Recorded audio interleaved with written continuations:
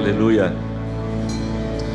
O que Deus lhe pediria em 2023? Você já fez essa pergunta? Qual é a vontade do Senhor para este ano de 2023? Na verdade, Deus não é circunstancial. Ele está em todas as circunstâncias. Deus também, Ele não está preso ao tempo humano, como se mudasse anos e Ele estivesse preso. Deus não pediria hoje algo somente para 2023, mas na verdade, Ele pede algo de nós para a vida inteira. E o que Deus lhe pediria para este ano de 2023? E há um provérbio que Deus colocou no meu coração, que está em Provérbios 23, versículo 26. Umas palavras carinhosas do Senhor. Provérbios 23, 26. Palavras inspiradas por Deus, que diz assim: meu filho, dê-me o seu coração, mantenha os seus olhos em meus caminhos. Em outras versões, filho meu, dá-me o teu coração. Que os teus olhos estejam fitos em meus caminhos. É interessante observar que o livro de Provérbios, ele não é uma narrativa histórica de um personagem bíblico, também não é um discurso doutrinário didático ou uma prosa apocalíptica. Não são também orações e nem reflexões poéticas. O livro de Provérbios é formado por provérbios independentes, mas que são relacionados. Eles são coerentes entre si. E eles também têm uma coerência bíblica. Eram provérbios que se falava entre o povo e foram colocados no cânon bíblico, entendendo que eles eram inspirados por Deus.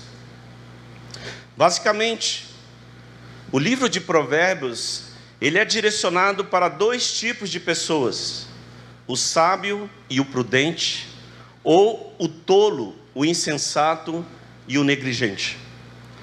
Aquele que tem temor, que tem respeito por Deus, que guarda os seus mandamentos e anda em seus caminhos e observa a instrução do seu pai, ou aquele como uma barata envenenada com inseticida do engano, que anda perdido como os ventos que o levam do engano, sem uma direção, sem uma orientação.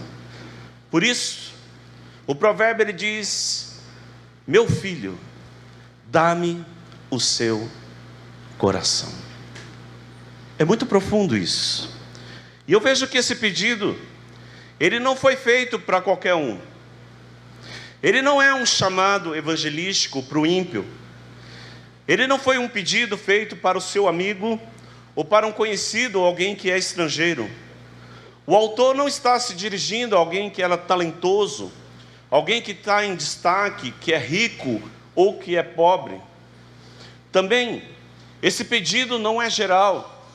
Ele não é para todas as pessoas e nem para todo mundo. Deus, Ele é específico, Ele é direto, Ele é pessoal, Ele chama pelo nome, Ele conhece cada filho seu. Por isso o autor, inspirado pelo Espírito Santo, ele diz: meu filho, dá-me o teu coração. Entrega o teu coração. Dá-me aquilo que você tem de mais precioso. Também é um pedido profundo. Ele não pediu: meu filho, dê-me as suas mãos, dê-me os seus rins, dê-me os seus dons, os seus talentos, as suas riquezas, o que você pode me dar ou proporcionar. Dê-me os seus troféus, dê-me os seus feitos, as suas ofertas generosas ou as suas riquezas.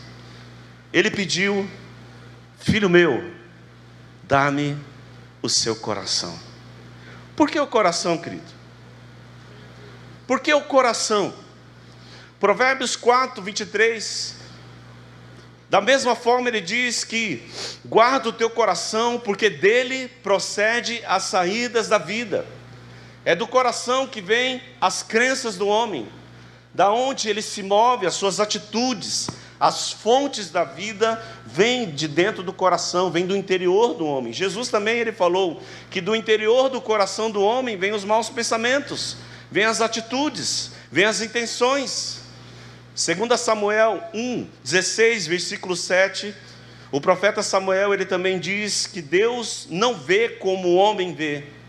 O homem vê a aparência, o estereótipo, o que está na superfície. Mas Deus ele olha mais profundo, Deus ele vê o coração do homem. Por isso o chamado do Pai, o chamado de Deus tão carinhosamente, tão pessoal, tão direto para você hoje é: filho meu, dá-me o seu coração. Jesus ele cita também entre nós, olhando a religião dos fariseus e dos escribas, e aquela religião morta que vinham com as suas tradições. Em Mateus 15, versículo 8 a 9, ele diz, e ele cita as mesmas palavras do profeta Isaías, olhando o seu povo. Ele diz: esse povo me honra com os lábios, mas o seu coração está longe de mim. Em vão me adoram, e os seus ensinamentos não passam de regras ensinadas pelos homens. E eu gostaria de transcrever as palavras de Jesus. Vocês cantam louvores, fazem conferências, gritam e abradam bem alto, impressionam muita gente. Vocês gravam CDs, DVDs, e as suas celebrações são abarrotadas de pessoas. Vocês têm milhares de seguidores, mas eu olho o seu coração e ele está longe de mim. Vocês vivem de religiosidade e aparência, mas os seus corações estão longe da minha presença e dos meus caminhos. Por isso o segundo verbo que aparece nesse texto, ele é inseparável do primeiro. No primeiro verso ele diz: filho meu, dê-me o seu coração. E no segundo ele diz: mantenha os seus olhos em meu caminho. E é bem interessante que na poesia hebraica, ela é composta de repetições de ideias. E o segundo verso, ele complementa o primeiro. Porque para Deus ele nos vê como inteiro.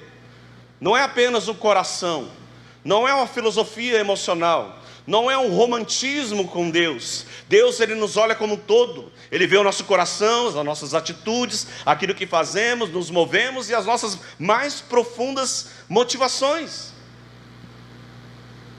Significa que Deus vê um todo. O coração não está separado dos caminhos, e nem os caminhos separados do coração, das atitudes das pessoas. Elas são inseparáveis, correlacionadas entre si, porque fé e obras andam juntas, elas são inseparáveis. Aquele que crê se move pelaquilo que crê, ele tem uma vida daquilo que crê, ele expressa a sua prática como um verdadeiro filho de Deus, que entregou o seu coração a Jesus. Em João 14, 21, Jesus mesmo disse: quem tem os meus mandamentos é aquele que me ama, e aquele que me ama será amado de meu Pai, e eu também o amarei e me revelarei a ele. Ou seja, aquele que ama a Deus guarda os seus mandamentos. A fé, ela é uma atitude racional, inteligente, é uma resposta daqueles que creem. Porque muitos dizem que amam ao Senhor, mas as suas atitudes não correspondem. Por isso o provérbio diz: filho meu, dê-me o seu coração, mantenha os seus olhos em meus caminhos. É bem interessante que esse texto, há um exemplo de Paulo falando a Timóteo, e tem uma instrução exatamente sobre essa. E Paulo instruindo na carta a Timóteo, ao seu filho na fé, em 2 Timóteo 3, versículo 10 a 17, ele diz o seguinte: Paulo fala como um pai de provérbios, ele diz: mas meu filho Timóteo tem seguido de perto o meu ensino, a minha conduta e o meu propósito, a minha fé e a minha paciência, o meu amor e a minha perseverança, as minhas perseguições que enfrentei, coisas que aconteceram em Antioquia, Icônio, Listra, quanta perseguição eu suportei, mas de todas as coisas me livrou o Senhor. Filho meu, todos os filhos de Deus sofrerão perseguição, e o texto vai falar no versículo 12, de fato, todos os que desejam ser piedosos serão perseguidos. Filho meu, se vier perseguição, e é bem interessante eu ouvir uma frase que diz o seguinte: o maior perigo da igreja não é a perseguição, é a infiltração.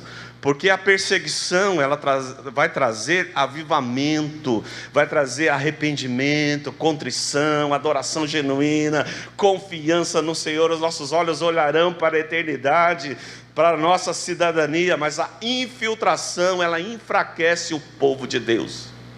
E a infiltração são as ideologias.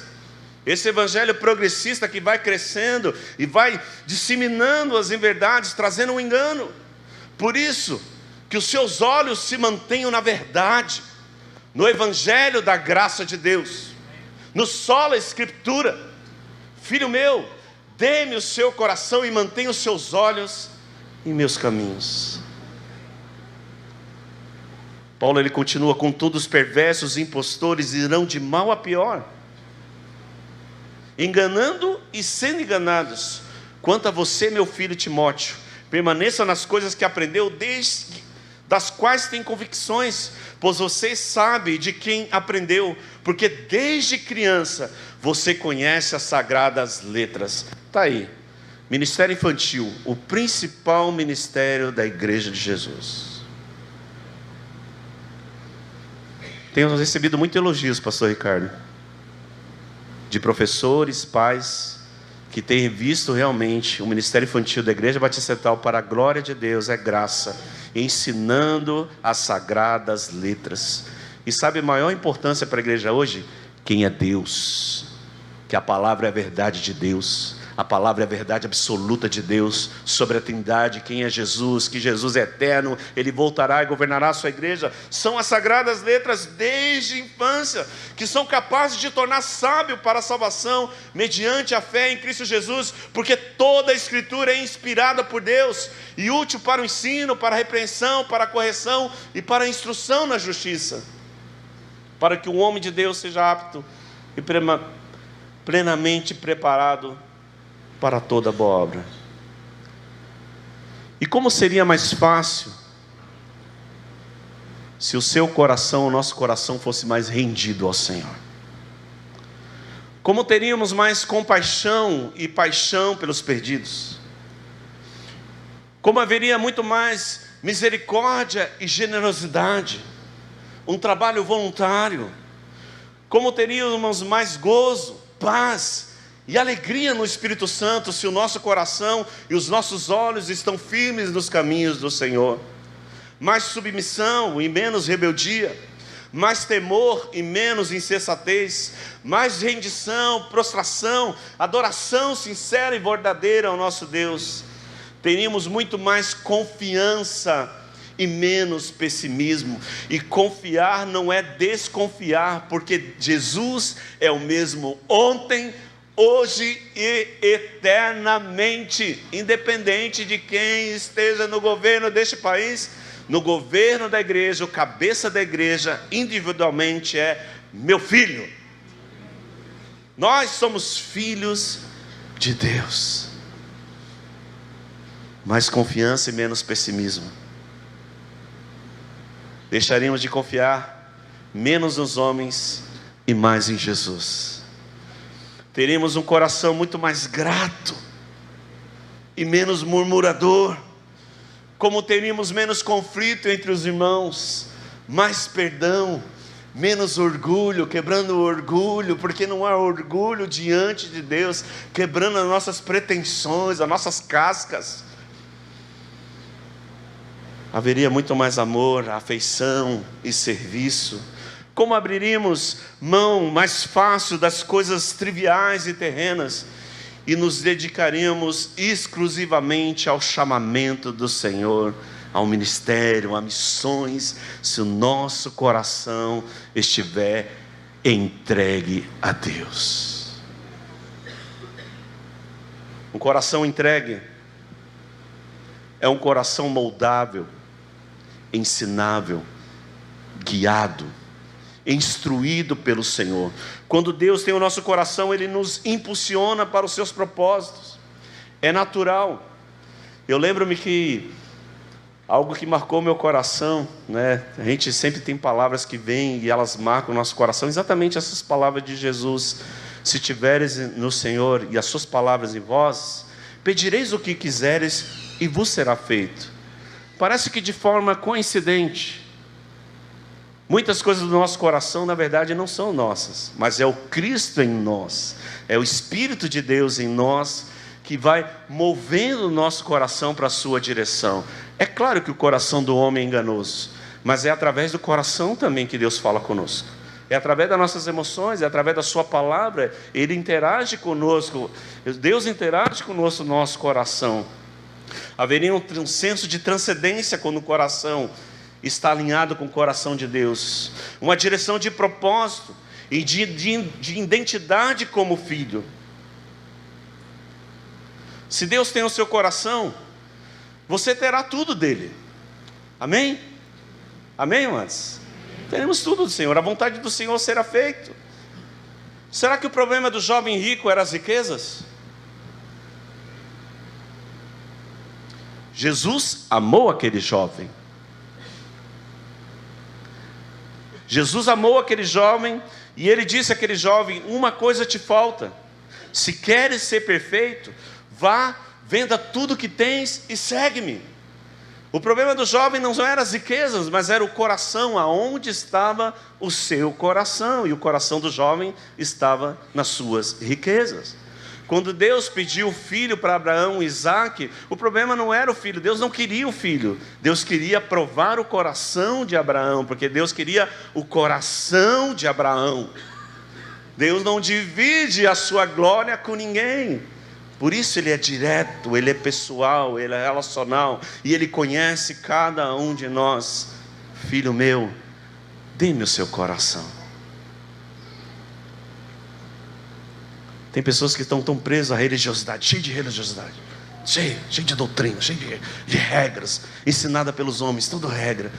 Mas como é lindo quando você leva o ministério no coração, a vida, a sentimento, a experiência, a prazer. Como é bom a gente adorar a Deus com o coração. Davi sabia disso, Davi conhecia. Tanto é que Davi, ele falou: olha Deus, mesmo em pecado, ele falou: olha, se o Senhor se agradasse de holocaustos e sacrifícios, eu dava. Mas o que agrada ao Senhor é um coração contrito, quebrantado em sua presença. Davi sabia disso. Ele sabia do coração que verdadeiramente agrada a Deus, que ele tem acesso. Um coração endurecido, ele está endurecido à voz, insensível à voz de Deus. 2023, Deus não me pediria algo para 2023, mas para a vida inteira. E o que Ele pede de nós: meu filho, dá-me o seu coração, é individual. Ele fala diretamente para você, querido. Deus quer uma coisa: o seu coração. Não está desanexado dos seus caminhos, porque Ele fala o verbo: os seus olhos estejam em meus caminhos. Davi, ele entendeu tanto isso, ele orou uma oração maravilhosa do Salmo 139, versículo 23 e 24, ele diz: sonda-me, ó Deus, conhece o meu coração e prova-me. Tu conheces as minhas inquietações, vê se há em mim alguma conduta que te ofende, e dirige-me pelo teu eterno caminho. E eu estava orando hoje à tarde, e é bem complicado essa palavra, porque Davi, ele ora: vê se há em mim. Gente, se nós vemos já algo terrível dentro do nosso coração é terrível. Quantos maus pensamentos, quanto orgulho, quanta vaidade, quantas motivações erradas. Eu vejo isso dentro de mim, quanto mais eu sendo pecador, imundo, sujo pelo pecado, ainda mais um Deus que é santo, que é puro, que é perfeito. O que Ele vê de mim? Ele vê algo terrível dentro de mim.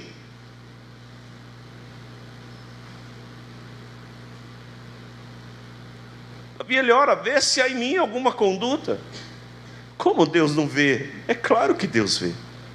Vê muito mais do que eu. Porque tem muitas pessoas fazendo algo certo com o coração errado. Aparentemente maravilhoso, mas o seu coração está longe de Jesus. Agora, quando você faz um coração que pertence ao Senhor, é maravilhoso, querido. Por isso o chamamento nessa noite, o apelo, a palavra que Deus colocou no meu coração para falar para a igreja e para você. Se eu fosse colocar algo que Deus falou comigo, foi esse chamamento: filho meu, dá-me o seu coração. E o apelo que eu quero falar para essa noite para você é esse: se você reconheceu a voz do Pai e o Pai tem te chamado, e Ele está te pedindo nessa noite, filho meu, dê-me o teu coração, entrega o teu caminho a Ele, confie sua vida e seus caminhos ao Senhor, dê a Ele aquilo que você tem de mais precioso, porque do coração procede as saídas da vida. Deixe Ele guiar seus pensamentos, seu coração, suas atitudes. Você será grandemente abençoado. É um homem de provérbios, um homem sábio, um homem que teme a Deus. Um homem que teme a Deus, entregue a Ele o seu coração. E para você que é um filho, é diretamente para você, não é para um estrangeiro, nem para o ímpio. Você que é um filho e está com o coração talvez endurecido e incrédulo, frustrado e fragmentado pela vida, creio ser hoje a oportunidade de você reintegrar o seu coração, o seu chamamento, o seu ministério diante de Deus. Quantos momentos da nossa vida nós precisamos reintegrar nossa vida ao Senhor? É claro que eu entreguei um dia, total, e a minha vida pertence a Ele. Mas talvez essa noite você veio aqui e fala: Deus, eu reintrego. Se eu estou fora da direção de Deus, ou meu coração está longe de Ti, converta ele ao Senhor. Hoje é uma oportunidade de você reintegrar o seu chamado, a sua vida a Ele. Entregue o seu coração para a vida inteira, não apenas para 2023. Que Ele te guie completamente. Como diz o autor de Hebreus: se hoje ouvires a voz do teu Deus, não endureçais o vosso coração.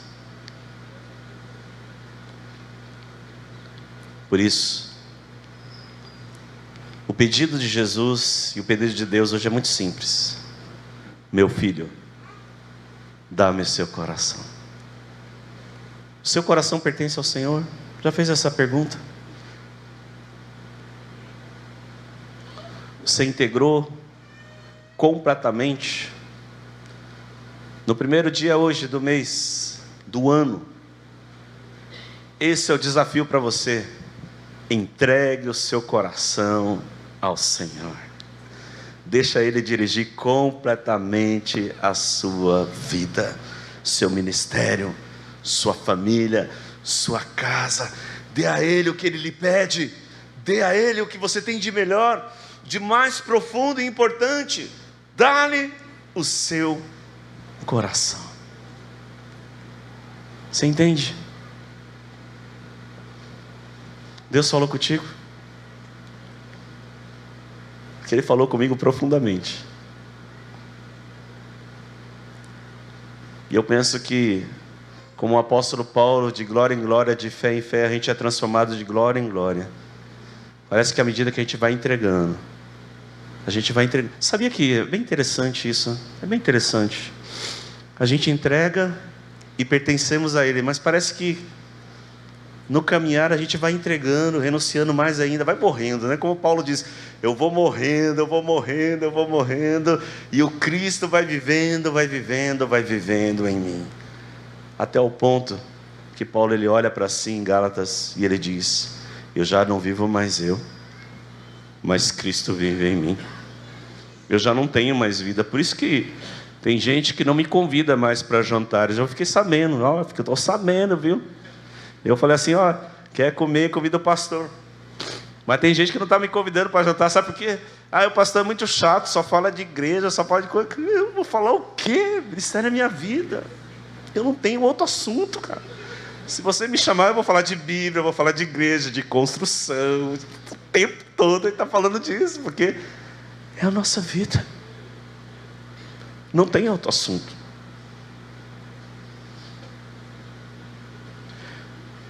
E isso para mim não é uma tristeza, é uma alegria. Se eu sou rejeitado porque eu falo do Senhor, falo de igreja, então tá bom, aleluia. Se você é rejeitado porque tem valores cristãos, você vai ser rejeitado por este mundo porque ama a Deus e o seu coração é de Jesus. Isso é um privilégio, meu querido. Se sinta amado por Deus, porque você é um filho de Deus, e porque você é um filho de Deus, você nasceu no reino de Deus. Esse mundo não lhe reconhece, ele não sabe quem você é. Se vocês pertencessem, meus filhos, a este mundo, o mundo os abraçaria, os amaria, eles ficariam felizes com vocês. Mas porque vocês não pertencem a este mundo, ele vai os odiar, vai os perseguir. E nos últimos dias, se prepare, meu filho, porque a perseguição virá sobre a igreja de Cristo. Seremos odiados por todas as nações. Mas bem-aventurados sois quando fores perseguidos por causa do meu nome, por causa da verdade, por causa do evangelho, por causa que eles vão olhar para você, assim como olharam para Pedro. Olha, você é parecido com ele, você tem o cheiro dele, você se veste como ele, age como ele. As palavras que você fala são as palavras dele, e nós não queremos ouvir, o mundo não quer ouvir as palavras de Deus e de Jesus. Mas se você ouve, escuta isso, se você está ouvindo essa noite, e o Espírito Santo está testificando ao teu coração, é porque você é um filho de Deus. O mundo não conhece, não pode recebê-lo.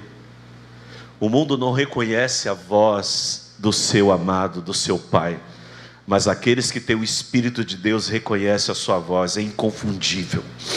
Ela é direta, ela quebranta, ela acessa o nosso coração, e a gente responde com alegria, com prazer, porque ouve a voz do Senhor. Por isso, querido, se você não entregou a sua vida a Jesus ainda, a palavra reconheceu hoje a voz do Pai que te chama, entregue sua vida a Jesus. Mas se você é um filho de Deus, essa palavra também é para você. Filho meu, dê-me o seu coração. Feche os seus olhos, querido. Avalie o seu coração diante do Senhor. E eu vou pedir uma canção aqui para os irmãos. Sonda-me, Senhor. E eu queria que você sondasse o teu coração como Davi. Sonda-me, Senhor, e me conhece. Prova-me os pensamentos, os meus caminhos. Vê se há em mim algum caminho mau. E nós vamos participar da ceia, mas antes disso, o meu apelo é que você faça uma reflexão e entregue hoje, esse ano, a sua vida pela vida inteira. É um chamado para você, é um pedido direto de Deus.